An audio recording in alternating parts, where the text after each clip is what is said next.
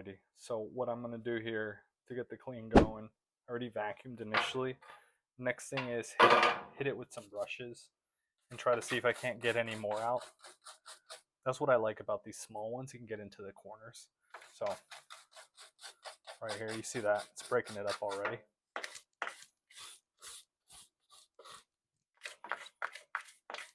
And what you'll notice too is I'm working in from the corners to the center. And that's just because it's easier to get stuff out of the middle than it is to get stuff out of the corners here.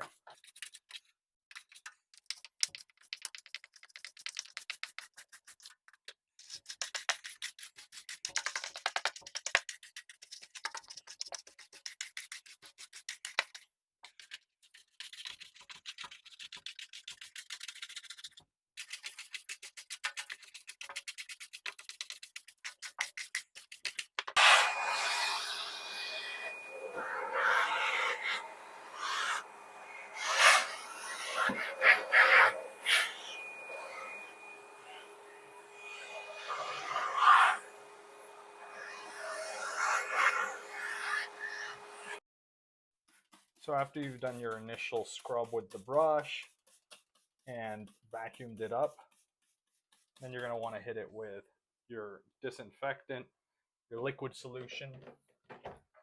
That's where this is going to become much more effective. This was great for the dry dust and corners, but ultimately I'm going to use this one for the main brush. Any brush is going to work for this. You just have to make sure that it's the right style of brush for your clean.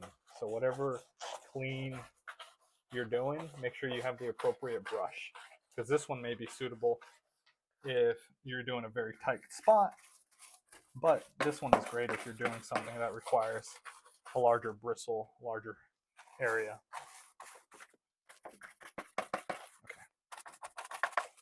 Okay, so you can see that.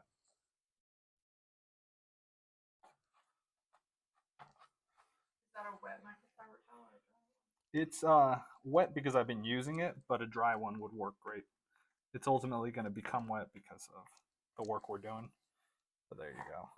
This starts to show you what we're doing here.